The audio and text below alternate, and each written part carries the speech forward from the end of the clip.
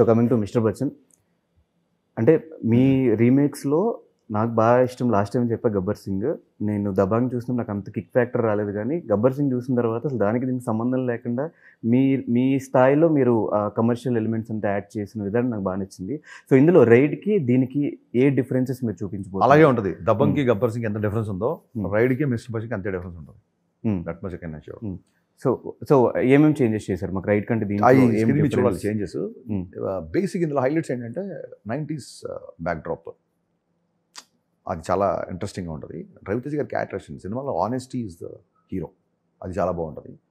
కొత్త అమ్మాయిని ఎందుకు పెట్టామంటే గ్లామర్ చూపిద్దాం అనుకుంటుంది కాదు, ఏ హీరోయిన్ పెట్టినా ఆవిడ తాలూకు ప్రీవియస్ సినిమాలన్నీ గుర్తొస్తుంది. 90sలో ఒక వీధిలో ఒక అమ్మాయి ఇలా ఉండేదేమో అని ఒక ఫీలింగ్ రావాలి సినిమా చూసిన వాళ్ళకి. ఆ టైంలో ఒక అమ్మాయి అలా లంగావణి వేసుకుని ఆ వీధులు అలా తిరిగేదేమో, అప్పుడు ఆడియన్స్ ఇప్పటివరకు చూడని ఫేస్ చూడాలని నా యొక్క ఫీలింగ్. సార్ రీమేక్స్ మీ దగ్గరికి వస్తే మీరు రీమేక్ని సెలెక్ట్ చేసుకుంటారు అంటే రైడ్ రెండు జరుగుతుంటాయి. గబ్బర్ సింగ్ నా దగ్గరికి వచ్చింది, మిస్టర్ బచ్చన్ నేను సెలెక్ట్ చేసుకున్నాను.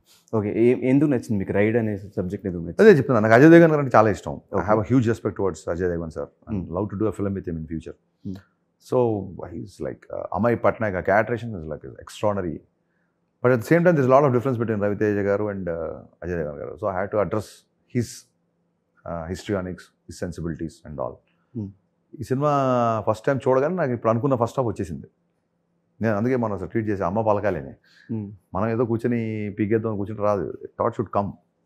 అది రాగానే చాలా ఇంట్రెస్టింగ్ అనిపించింది. బట్ అప్పుడు రవితేజ గారు అనుకుని ఏమనుకోవాలి, ఈ సినిమా ఎప్పటికైనా చేయాలి అనుకున్నాం. సడన్గా కళ్యాణ్ గారు పాలిటిక్స్లోకి వెళ్ళేసరికి ఆ టైం గ్యాప్ దొరికింది కాబట్టి సినిమా చేసాం. కానీ 85, 90sలో అంటే మాకు నాస్టాలజిక్ ఫీలింగ్ మాకు టీజర్ చూసినప్పుడే వచ్చింది అనిపించింది. బైక్స్ కానివ్వండి అవంతా. సో ఏమేమి పెట్టారు సార్ ఆ టైం పీరియడ్లో ఉన్న ఐటమ్స్? ల్యాండ్ లైన్స్, లంగావణిలు, టేప్ రికార్డర్లు, cassettes, recording centres, Bajaj చేతకులు,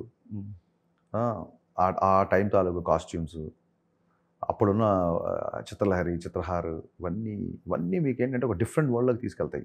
different world అంటే కూడా మనకు బాగా గుర్తొచ్చే ఈ జనరేషన్ వాళ్ళకి వాళ్ళ అన్నయ్యలు, వదినలు, పేరెంట్స్ వాళ్ళు చెప్పిన విషయాలు, ఆ జనరేషన్ వాళ్ళకి అసలు A to Z family entertainment.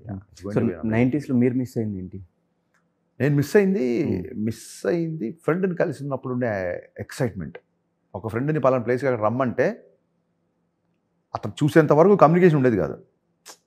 రేపు అక్కడ కలుద్దామని వర్బల్గా చెప్పేస్తే ఆ కలిసేంత వరకు ఒక ఎక్సైట్మెంట్ అది. ఇప్పుడు వాట్సాప్లో where are you, 10 minutes away, 2 minutes away అని చెప్తుంటే ఆ ఫ్రెండ్ని కలుస్తున్న ఎక్సైట్మెంట్ పోతుంది. ఇప్పుడు నేను బాగా మిస్ అయ్యేది ఆ ఎక్సైట్మెంట్.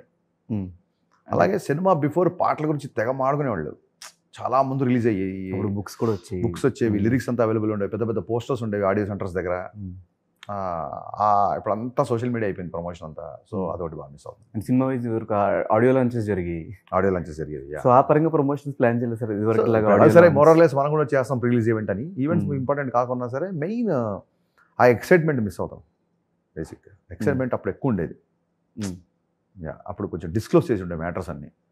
ల్యాండ్ లైన్కి ఒక అమ్మాయికి ఫోన్ చేస్తే గౌక్ ఎవరు మగవాళ్ళు ఫోన్ అయితే టక్కని ఫోన్ పెట్టేసేవాళ్ళం. అవును,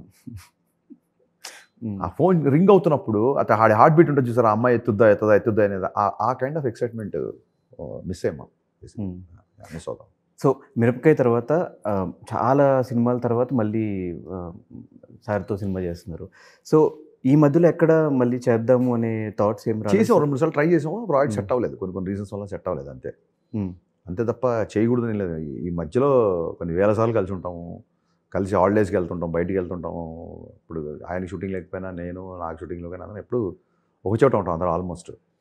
ఎప్పుడు నాకే చిన్న మొహమాట వేసింది, ఫ్లాప్ ఇచ్చాము, తర్వాత మళ్ళీ పిలిచి మిరపకాయ ఇచ్చాడు, మళ్ళీ అన్నయ్య సినిమా అంటే అదేదో ఎదిగిన కొడుకు బయటికి వెళ్ళి తన బతుకు తను బతకాలి కదా, ఎదిగిన తమ్ముడు ఎంతకాలం హెల్ప్ చేస్తారు?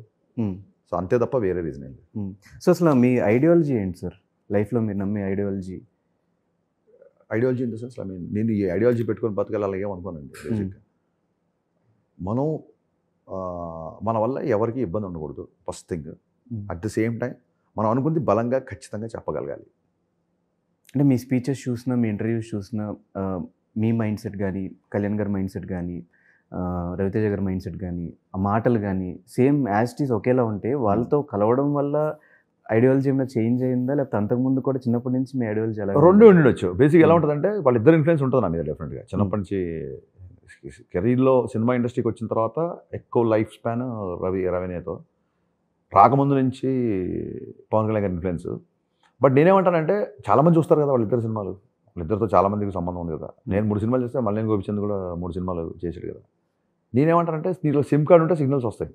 సో నీలో కూడా ఎంతో కొంత అది ఉంది కాబట్టి మేబీ ఆ ఇన్ఫ్లుయెన్స్కి will get attracted or will be sounding like that. So ఎలా అనిపించింది సార్ రవితేజ గారితో మళ్ళీ థర్డ్ టైం వర్క్ చేయడం?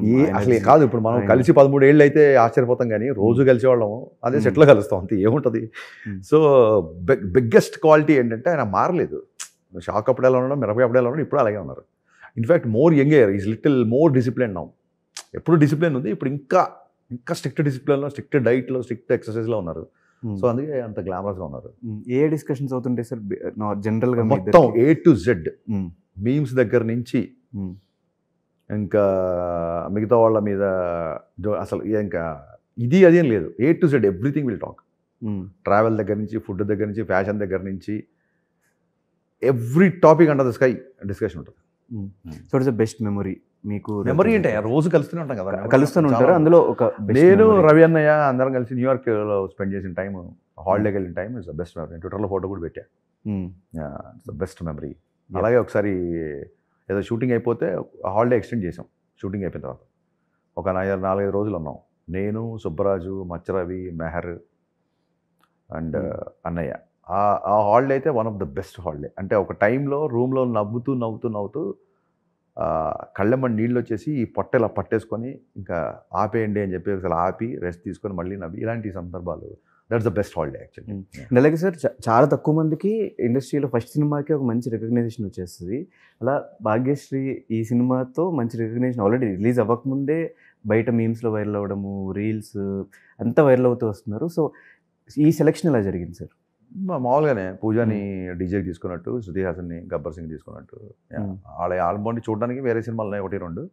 ఈ అమ్మాయిని చూడగానే ఈ క్యారెక్టర్ చాలా బాగుంటుంది అనిపించింది. ఎలా సార్ మీకు అనిపిస్తుందా వీళ్ళని చూస్తే వీళ్ళు రేపు పొద్దున్న స్టార్ హీరోయిన్ అవుతారు, పెద్ద స్థాయికి వెళ్ళిపోతారు? కాదండి, స్టార్ హీరోయిన్ అవుతారు, వీళ్ళని స్టార్ చేయాలన్న పని కట్టుకుని ఎవరు చేయరండి. నా సినిమాకి ఈ అమ్మాయి పర్ఫెక్ట్, ఈ కథకి పర్ఫెక్ట్. ఈ అమ్మాయి తర్వాత స్టార్ అయినా అవ్వకపోయినా ఒక అయితే మంచిది, అవ్వకపోయినా నా ప్రాబ్లం కాదు. నాకు ఈ కథకి పర్ఫెక్ట్ అనుకున్నప్పుడు get it on the board. వాళ్ళు అలాగా వరుసగా స్టార్స్ అయ్యారు కాబట్టి మీకు అలా అనిపిస్తుంటుంది. Maybe I have an I for heroine. And